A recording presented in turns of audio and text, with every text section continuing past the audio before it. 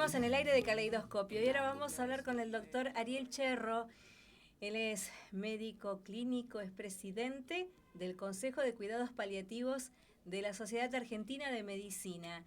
Y como todos los segundos sábados de octubre, se conmemora el Día Mundial se recuerda el Día Mundial de los Cuidados Paliativos. Y es por eso que estamos ahora en comunicación con el doctor. El doctor está en Mar del Plata ahora, en su lugar de residencia. Hola, ¿cómo estás, Ariel? ¿Qué Bienvenido al tal, aire de Mariel? ¿Cómo Caleidoscopio. estás? Qué lindo verte y escucharte. Igualmente, igualmente. Muchas gracias. No, gracias a vos por esta disponibilidad en hacer la entrevista. Bueno, hablemos entonces de los cuidados paliativos, de por qué se celebra el segundo sábado de octubre y bueno, a ver cómo estamos con este tema. Bueno, es una fecha muy especial. Si todos los segundos sábados de octubre se conmemora el Día Mundial de los Cuidados Paliativos y siempre bajo un lema determinado que es propio para cada año. En este año es a 10 años de la resolución. ¿Cómo estamos? Se refiere a la resolución de la Asamblea de Naciones Unidas, donde se determinó que dado que el requerimiento de cuidados paliativos a nivel mundial iba a seguir creciendo, Ujú. se instaba a todos los estados que son miembros de la Organización de Naciones Unidas a que empiecen a integrar de alguna manera los cuidados paliativos a las políticas de salud. La cuestión es, bueno, de 2014 hasta ahora, qué pasó en el medio, es lo que invitan a reflexionar Exacto. en esta fecha, ¿no? Así es. Bueno, vamos a comentarles que también tenemos la Ley Nacional de Cuidados Paliativos que se promulgó en julio del 2022. Y bueno, en base a esto queremos saber entonces, porque todavía hay mucha gente que no lo sabe, y esto sirve, por ejemplo, para informar y para concientizar qué son los cuidados paliativos, para qué sirven, cómo se implementan y cuáles son los alcances de la ley. Sí, buenísimo. Sí, bueno, básicamente los cuidados paliativos son una estrategia para aliviar el sufrimiento que acompaña a las enfermedades graves, que le llamamos nosotros amenazantes para la vida. Enfermedades que quizá tienen un proceso largo de atención, con mucha toxicidad, mucha morbilidad, procedimientos invasivos quizá en el medio del tratamiento, y muchas veces no tienen una posibilidad de cura concreta. Claro. Por eso se llaman amenazantes para la vida, porque uno entiende que son patologías que en alguna manera pueden acortar la sobrevida de la persona. Y lo que se apunta es a aliviar ese sufrimiento y mejorar la calidad de vida del paciente y de su familia. Esa es la intención principal de los cuidados paliativos. Bien. Y tenemos entonces la ley de cuidados paliativos. Claro. ¿Cuáles son los alcances que tiene esta ley? Bueno, la ley es una ley muy integral, como muchas de las leyes que tenemos en nuestro país no alcanzan, son un punto de partida, ¿no? Ujú. En principio se sancionó esta ley porque había un derecho que no se estaba cumpliendo de alguna manera, había gente que tenía una necesidad, un derecho vulnerado y sale esta ley. Y todavía no tiene estrictamente asignado un presupuesto que permita darle cumplimiento, Claro. eso es una de las limitaciones que tenemos, pero la ley en sí es muy integral porque habla en principio de cuidados paliativos no solo para pacientes con cáncer, sino para pacientes con cualquier enfermedad amenazante para la vida, cualquier enfermedad que sea grave, pueden ser enfermedades neurológicas, neurodegenerativas, insuficiencia cardíaca en estadio terminal, EPOC, fibrosis pulmonar, montones de enfermedades y bueno, lo mismo los pacientes que están en diálisis Ujú. o que están requiriendo un trasplante, que están en un estado de salud crítico, también están incluidos. Y también habla de cobertura para todas las edades, ¿no? La ley Bien. hace fundamental hincapié en esto de que va desde la edad pediátrica o neonatal hasta el paciente anciano. Muchas veces surge la pregunta de cómo puede ser que, digamos, cuidados paliativos para un paciente pediátrico. Sí, lamentablemente, aunque cueste pensarlo o imaginarlo, en la población pediátrica hay enfermedades congénitas, hereditarias, malformaciones, Sí. síndromes genéticos que llevan a una sobrevida muy acortada de los pacientes. En general, no es el cáncer la principal patología que los afecta, pero sí el requerimiento de cuidados paliativos es alto y es una población muy vulnerable porque rara vez acceden a cuidados paliativos. Creo que en parte porque nos cuesta también como sociedad hablar de esto y pensar en esto. Entonces Sí, la ley hace definitivamente. hincapié en que es para todas las edades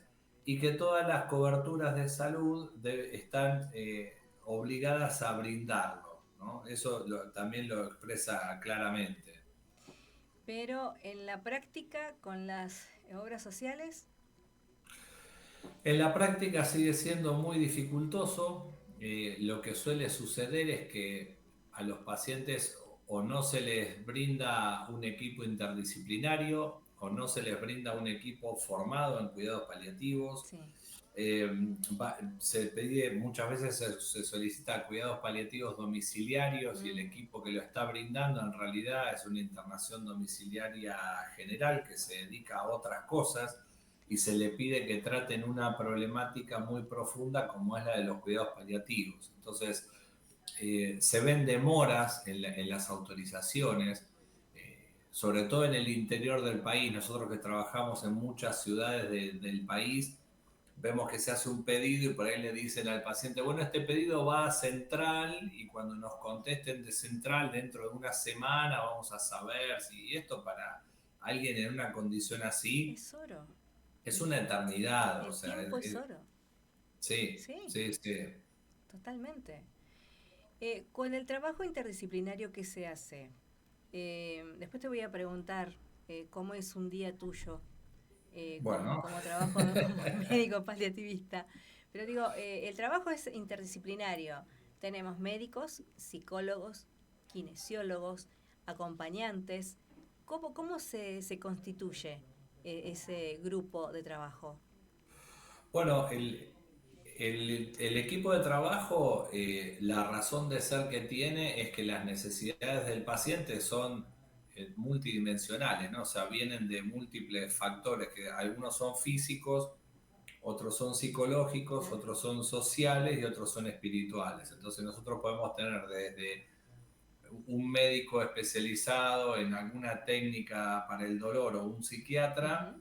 hasta un capellán o gente de voluntariado o asistentes sociales, enfermería desde ya, kinesiología, Sí. psicología. Esa es un poco la razón de ser del equipo. Para conformarlo, muchas veces depende del ámbito donde uno trabaja.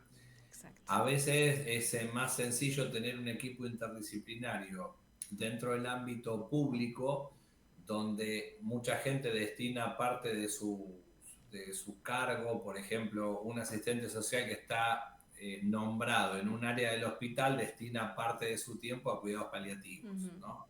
Entonces se conforma un equipo un tanto ¿cómo decirlo, no? Sui generis ahí en el momento para tratar Claro. de dar respuesta y la gente destina su tiempo. Es raro ver que haya nombramientos Ujú. exclusivamente para cuidados paliativos en el ámbito público. Esto va en aumento, pero es muy, muy lento el proceso. Sí. En el, Sí, sí. perdón, decime. No, te dice que en el ámbito privado en realidad depende del financiamiento con el que uno cuente. No siempre se aprueban todas las cosas que el paciente estaría necesitando, entonces tenemos que priorizar cuáles son las más esenciales y armar equipos en función de lo que está autorizado en cada uno de los lugares, ¿no? Y ese es un desafío del día a día porque, bueno, por incorporar cada vez más miembros a este equipo interdisciplinario. Sí, justamente eso, te iba a hablar de la parte privada y me lo respondiste de manera brillante. Digo, en algún momento hablamos y hacías hincapié en que se necesitaban enfermeros y enfermeras especializados en cuidados paliativos. ¿Seguimos igual? Porque esto creo que fue hace un año.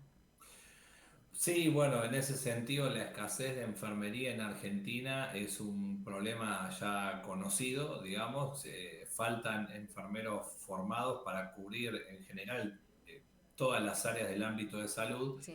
y encontrar enfermería especializada en cuidados paliativos y que quiera destinar su tiempo a esto Aún cuesta bastante más. Tenemos suerte, en el caso mío estamos acompañados por un equipo de enfermería muy grande, muy proactivo, y todo el tiempo estamos haciendo capacitaciones que son gratuitas, que facilitamos que se conecten desde donde estén, con celulares, con computadoras y demás, tratando de brindar capacitación y estimular a la gente a que se sume por lo menos a los equipos nuestros, o a veces se forman y terminan trabajando en un hospital público, pero bueno, este ida y vuelta hace crecer la masa crítica de profesionales que pueden dar respuesta. No alcanza con la formación de la carrera de grado, como no alcanza para los médicos, tampoco alcanza para enfermería, sino se forman especialmente en alguna de las técnicas que nosotros necesitamos que manejen. Es muy difícil que puedan ir a atender a este tipo de pacientes y que salgan bien parados, ¿no? Generalmente impacta mucho en lo personal y en el desempeño también. No, desde ya y aparte cómo se encuentra el paciente, porque cada paciente tiene un estadio distinto. Tal cual, hay muchos aspectos que hay que conocer. Cuando uno tiene ese entrenamiento es una especialidad muy gratificante, ¿no? Desde lo humano, desde lo vocacional, cuidados paliativos es algo realmente muy, muy gratificante. Y sí conocer la particularidad de cada uno de los pacientes es lo que, digamos, lo hace más humano, ¿no? Que es una especialidad centrada en el paciente, y también nos lleva a ser creativos porque cada paciente nos presenta una problemática distinta y hay que pensar cómo ayudar a ese paciente que tenemos enfrente. Aún con la misma enfermedad o en el mismo estadio, las necesidades van a ser muy variables. Entonces hay que estar abiertos a escuchar esas prioridades que el paciente quiere para su cuidado, ¿no? Así es, tal cual, porque además también tenemos la contención de la familia del paciente. Entonces hay un trabajo, como decíamos antes, interdisciplinario, pero que también es absoluto en cada uno de los casos, porque cada paciente no es un número, sino que es una persona que tiene una enfermedad. Tal cual, para nosotros lo que llamamos unidad de tratamiento es el paciente y su familia, entendido como todo el entorno afectivo, ¿no? Sobre todo los que el paciente considera como su propia familia. Uh-huh. Y lo que básicamente tratamos de identificar es quién es el cuidador principal, por un lado, con quién nos vamos a comunicar más directamente para resolver cuestiones propias del cuidado. Y lo que uno intenta es potenciar a esa familia como entorno cuidador, ayudarlos a que desempeñen mejor su rol y por otro lado reducirles el impacto de la enfermedad. La enfermedad impacta, enferma a la familia completa, ¿no? Entonces cada uno lleva su sufrimiento de una manera diferente. Nosotros tratamos de reducir ese impacto de alguna manera, a veces explicando, a veces dando pautas de manejo, de organización, a veces pidiéndole que se corran del cuidado, que deleguen también, porque están en riesgo de claudicar emocional o físicamente. Entonces, ese conocimiento de la familia es algo que la gente en general aprecia mucho, se nota la diferencia, lo agradece mucho también. Esto favorece algo que no es menor, Uh-huh. que es un duelo más llevadero. En la pandemia lo hemos visto, ¿no? O sea, lo difíciles que fueron los duelos sin poder acompañar a un familiar, sin poder despedirse, poli invadido en una terapia intensiva. Sí. Bueno, cuando uno puede cambiar esa historia, ayuda a que si el paciente lamentablemente parte, nosotros podemos ayudar a que la familia tenga un duelo más llevadero, más fácil de resolver. No sé si la palabra es saludable, pero sí más fácil de sobrellevar, ¿no? No, no, está bien y se comprende además a dónde uno quiere llegar. ¿Cómo es un día de trabajo tuyo? Bueno, es complicado porque está repartido entre lo asistencial, la gestión y lo académico. Claro. Entonces, bueno, por ahí el día arranca respondiendo mensajes muchas veces de pacientes nuevos que están contactando porque alguien los recomendó y demás. Que esto también es llamativo, ¿no? Muchas veces las recomendaciones vienen más del boca a boca de familiares Sí. que a veces de los propios médicos de cabecera. Bueno, es una cuestión a trabajar. Hay que Y verlo. claro, y después Sí. está bueno todo lo que tiene que ver con el trabajo justamente del equipo, ver la problemática que está teniendo cada uno en el día a día. Se hacen capacitaciones online, a veces hay charlas presenciales. Después yo también participo en Sociedad Argentina de Medicina, dando actividades académicas allí, en la Universidad de Mar del Plata también. Ujú. Entonces siempre hay alguna charla pendiente, alguna clase o jornada o algo de eso, asistencia de pacientes, trabajo con el equipo, y después trabajo de planificación, ¿no? Todo lo que tiene Claro. que ver con la gestión del equipo en privado, que es todo una tarea aparte, desafiante para nosotros que tenemos formación médica y que por ahí no nos criamos para esto. Son cosas que las fuimos Claro, aprendiendo sobre la marcha, ¿no? seguro. Digo, uno va improvisando y también es así como te vas adquiriendo la experiencia. A Sí, veces tal no cual. queda otra, es justamente como vos decís sobre la marcha, pero ¿qué es entonces lo que te lleva a vos a especializarte en cuidados paliativos? Digamos, yendo a la historia, digamos, tiene que ver ya con experiencias familiares de edad, a temprana edad, ¿no? Ujú. Pero yo me termino topando con los cuidados paliativos mientras hacía la residencia de clínica, con la intención de ser reumatólogo, ¿no? Y después, bueno, me encontré con que la reumatología no me gustaba como especialidad, y sí los cuidados paliativos por la manera de abordar al paciente y demás tenían mucho que ver con lo que yo tenía en mente cuando empecé a estudiar medicina, ¿no? Que Claro. tenía que ver por un lado, con conocer a la persona, cuidarla desde un aspecto como muy, ¿no? Muy personalizado, por decirlo de alguna manera, ¿no? Conociendo quién es el otro, y por el otro lado siendo creativo también, que esta es una especialidad donde el conocimiento es el ABC nomás, para después ver cómo lo aplicás con la persona que tenés enfrente. Entonces Claro. te exige tener una creatividad en el día a día que no te permite aburrirte mucho. A mí me gusta hablar con Ariel, porque yo le digo a Ariel porque tenemos amistad, pero yo lo admiro muchísimo, a él y a todo su equipo, a la doctora Laura Aresca, quien es la vicepresidenta del Consejo de Cuidados Paliativos. Trabajan juntos y son imbatibles.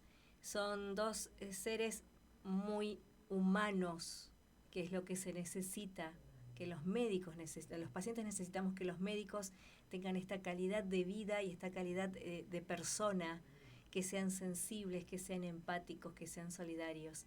Y ellos lo tienen. Miran al otro, lo entienden, se hacen carne muchas veces de lo que les pasa al otro.